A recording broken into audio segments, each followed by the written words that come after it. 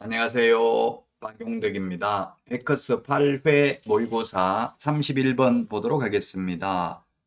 옳게 연결된 것은 했는데 1번 해제되지 않았음에도 불구하고 해제 신고하는 경우에는 3천만 원 이하의 과태료죠. 그래서 X고요. 그 다음에 2번 임대차 신고를 30일 이내 하지 않거나 거짓으로 신고한 경우 변경 신고하지 않는 경우 모두 100만 원 이하의 과태료입니다. 3번에 해제 등 신고하는 행위를 조장하거나 방조하는 자, 거짓 신고를 조장하거나 방조하는 자 500만 원 이하의 과태료죠. 그래서 X고요. 그 다음에 4번 거래 대금 지급 증명자를 제출 안 하면 3천만 원 이하의 과태료, 그 외의 자료를 제출하지 않는 경우 500만 원 이하의 과태료입니다. 자, 그 다음에 5번 거짓 신고하면 5% 이하 과태료고요. 거래하지도 않았는데 거짓 신고하면 3천만 원 이하의 과태료이죠. 자, 다음은 32번 문제 보도록 하겠습니다. 지금 조정 대상 지역입니다. 조정 대상 지역에 대해서 지금 설명한 건데요. 틀린 것입니다. 1번 거래 상대방이 개인인 경우 그 개인이 해당 법인의 임원이거나 법인의 임원과 친족관계에 있는지 여부를 신고해야 된다. 특수이해관계인인지를 신고해야 됩니다. 법인인 경우. 2번 임대 등 거래대상 주택의 이용계획도 신고를 해야 됩니다. 자, 그 다음에 3번 부동산 거래계약 신고서를 제출할 때 별지 서식의 법인 주택거래계약 신고서를 신고관청에 함께 제출해야 된다. 예, 법인은 법인 주택거래계약 신고서하고 부동산 거래 신고서 두 개를 제출해야 됩니다. 자, 그 다음에 4번 부동산 거래계약 신고서를 제출할 때 자금 조달 계획을 증명하는 서류로 국토교통부령으로 정하는 서류를 첨부해야 된다. 예, 4번이 틀렸네요. 증빙자료는 투기과열지구만 증빙자료 제출합니다. 지금 조정대상지역이라고 했잖아요. 조정대상지역. 조정대상지역이기 때문에 증빙자료 제출할 필요는 없습니다. 증명서류, 증명하는 서류는 제출할 필요가 없다. 5번 부동산 거래계약 신고서를 제출할 때 매수인인 법인이 단독으로 서명 또는 날인한 별지 서식의 자금 조달 입주 계획서를 신고관청에 함께 제출해야 된다. 네, 입주 계획서는 제출해야 되죠. 그러나 증빙자료는 법인이든 개인이든 투기과열지구만 제출합니다. 자, 33번입니다. 토지거래 허가에 대한 설명으로 옳은 것입니다. 1번 도시계획위원회 심의는 거쳐야 됩니다. 처음에 지정할 때, 해제할 때, 축소, 재지정할 때 모두 심의 거쳐야 되고요. 다만 재지정할 때는 심의 전에 의견 청취를 해야 되죠. 차이점은 재지정만 의견 청취가 있습니다. 자, 그 다음에 2번 허가 취소, 처분 또는 조치명령을 위반한 자는 1년 이하의 징역이나 1,000만 원 이하의 벌금입니다. 그래서 X고요. 3번 허가구역의 지정 공고 내용의 통지를 받은 시장군수구청장은 지체 없이 공고 내용을 그 허가구역을 관할하는 등기소장에게 통지해야 됩니다. 왜 등기소장에게 통지해야 될까요? 허가구역에서 허가증 없이 소유권 이전 등기 신청이 들어오면 등기관은 그 등기 신청을 각하해야 되기 때문에 어디가 허가구역인지 알아야 되겠죠. 4번에 허가 신청에 대하여 불허가 처분을 받은 자는 그 통지를 받은 날로부터 1개월 이내에 매수 청구를 어디다가 매수 청구해요? 허가권자인 시장군수구청장에게 매수 청구합니다. 자, 그 다음에 농지의 경우 의무기간이 4년이 아니고 2년이죠. 주택용지, 임업, 농업, 축산업, 대체토지 취득, 복리시설, 편의시설 모두 2년입니다. 사업용 토지 4년이고 현상보존 5년이 되겠습니다. 의무기간, 허가받은 목적으로 사용해야 되는 의무기간입니다. 자, 다음은 34번입니다. 옳은 것은 했는데 외국인 부동산 취득 특례입니다. 1번 대한민국 법령에 따라 설립된 법인으로서 임원의 2분의 1 이상이 대한민국 국적을 보유하고 있지 않는 자로 구성된 법인은 외국인 등에 해당하지 않는다가 아니라 해당합니다. 2분의 1 이상입니다. 자본금, 의결권, 구성원 2분의 1 이상. 자, 그 다음에 교환계약 체결하고 60일 이내에 신고하면 300만원 이하의 과태료입니다. 거짓 신고한 경우 마찬가지고요. 그 다음에 3번 군문자야에서 허가 안 받으면 2년 이하의 징역이나 2천만원 이하의 벌금이고요. 자, 그 다음에 4번은 경매, 계약 이외의 원인, 경매, 상속, 신축, 정축, 개축, 재축 6월 이내에 신고해야 되고 안 하면 100만원 이하의 과태료가 되겠습니다. 따라서 5번이 정답이 되겠습니다. 외국인 등이 신고관청에 토지 취득 허가 신청서를 제출할 경우에는 토지거래계약 당사자 간의 합의서를 첨부해야 됩니다. 따라서 5번이 정답이 되겠습니다. 자, 다음은 35번입니다. 선매제도에 대해서 옳은 것인데요. 1번 틀렸네요. 선매대상, 먼저 사는 게 선매죠. 먼저 파는 게 아니라 허가받은 목적대로 이용하고 있지 아니하거나 공익사업용 토지가 선매대상이 될 수 있습니다. 자, 그 다음에 15일이 아니라 1개월 이내에 선매자를 지정해서 통지를 해야 됩니다. 자, 그 다음에 3번 선매자로 지정된 자는 지정 통지를 받은 날로부터 15일 이내에 선매협의를 착수해야 됩니다. 시작해야 됩니다. 맞습니다. 3번이 정답이고요.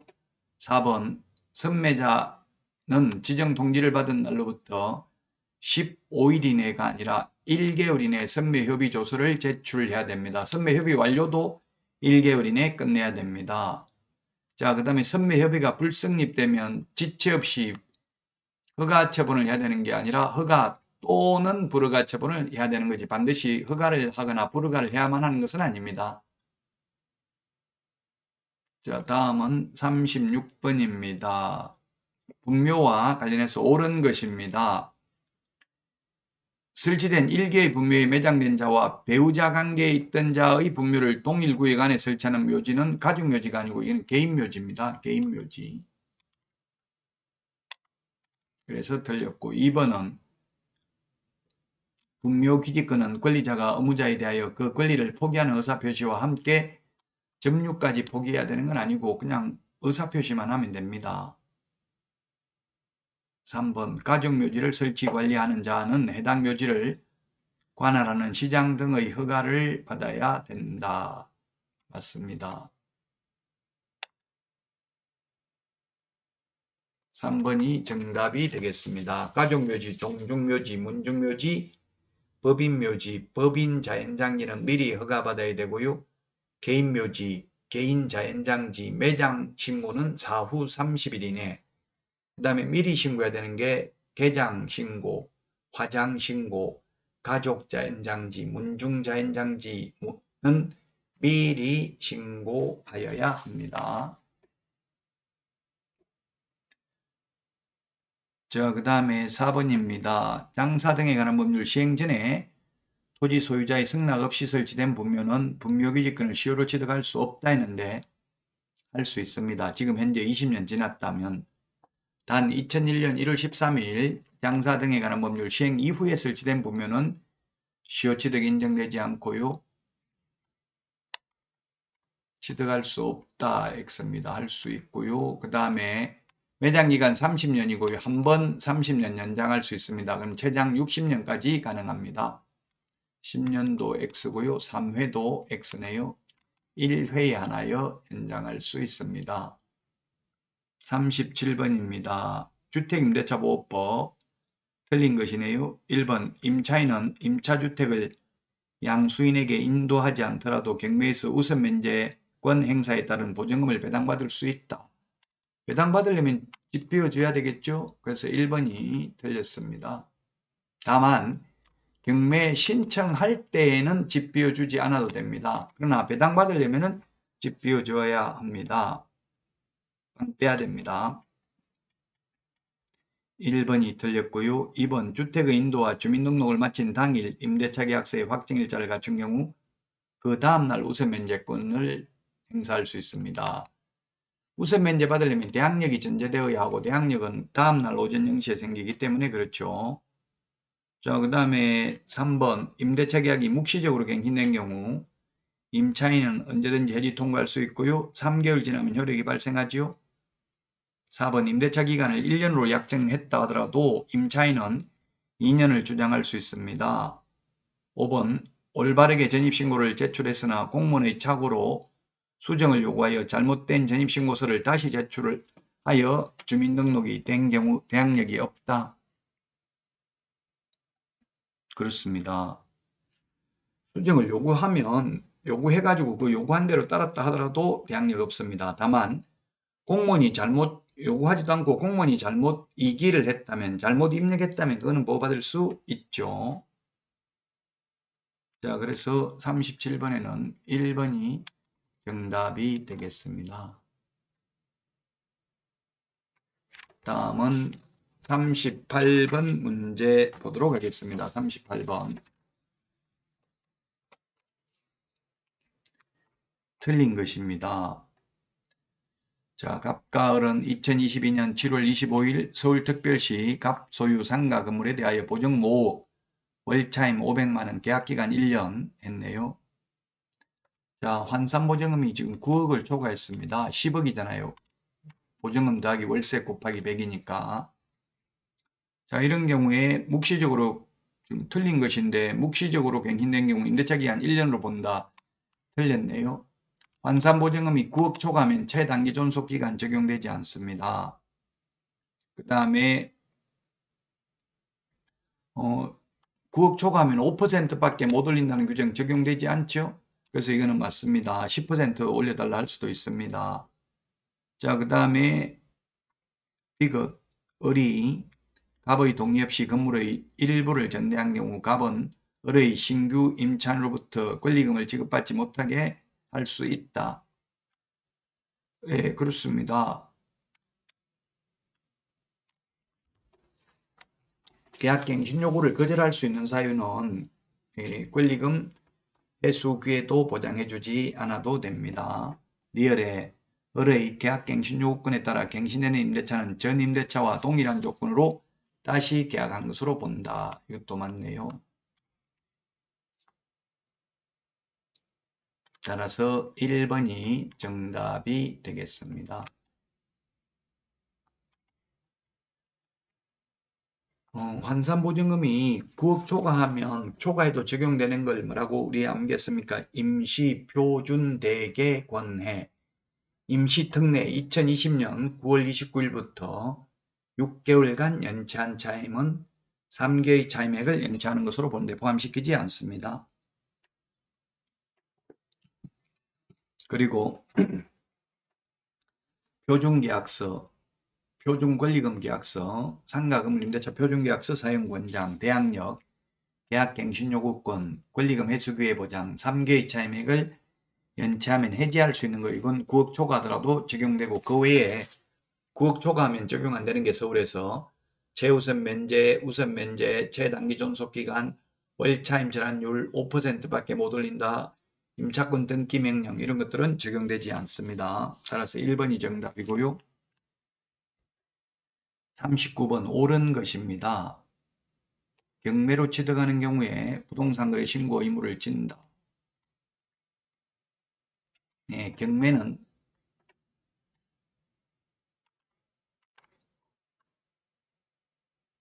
경매의 경우 부동산 거래에 신고하지 않습니다. 그래서 1번 틀렸고 2번은 공유자는 매각 결정기일까지 아니라 매각기일까지 공유자 우선 매수 신고할 수 있습니다. 그 다음에 3번은 배당 요구에 따라 매수인이 인수해야 할 부담이 바뀌는 경우라도 배당 요구를 한 채권자는 배당 요구의 종기가 지난 뒤에는 철회할 수 없습니다. 지나기 전에는 철회할 수 있겠죠. 4번 재매각을 하는 경우에 전 매수인은 매수 신청을 할 수 없습니다. 금반환의 원칙에 의해서. 자, 그 다음에 5번 최고가 매수신고인과 자순위 매수신고인을 제외한 다른 매수신고인은 매각기일이 종결된 때 즉시 매수신청 보증을 돌려줄 것을 신청할 수 있습니다. 5번이 정답이 되겠습니다. 1등, 2등만 돈 못 돌려받죠. 40번 매수 신청들에 대해서 옳은 것입니다. 1번 폐업을 한 경우 폐업하면 3년 안 지나도 다시 등록할 수 있습니다. 제지어서 등록 취소된 게 아니기 때문에 폐업을 해서 등록 취소되면 3년 안 지나도 다시 등록할 수 있습니다. 자, 그 다음 2번은 위임계약 체결된 때가 아니라 위임계약 체결 전에 미리 설명을 해야 됩니다. 위임인에게 보수에 대해서. 3번 매수신청 대리인이 된 사건에 있어서 매수신청인으로 매수신청을 할 수 있다 했는데 안 되죠. 당연히 1등 한 명만 뽑는데 두 명이 동시에 1등 될 수는 없기 때문에 그렇죠. 4번 법인인 개업공개사가 대리행위를 하는 경우에 대리권을 증명하는 문서 이외에 대표자 자격을 증명하는 문서를 제출해야 됩니다. 4번이 정답이고요. 5번 개업공개사가 업무정지를 당한 경우 지방법원장은 등록을 취소해야 되는 게 아니라 매수신청들이 절대적 업무정지입니다. 폐업하면 절대적 등록 취소, 그 다음에 업무정지당하면 중개업을 업무정지당하면 매수신청들이 절대적 업무정지입니다. 중개업을 휴업하더라도 절대적 업무정지 사유에 해당되죠. 따라서 4번이 정답이 되겠습니다. 수고하셨습니다. 다음 시간에 찾아뵙겠습니다. 안녕.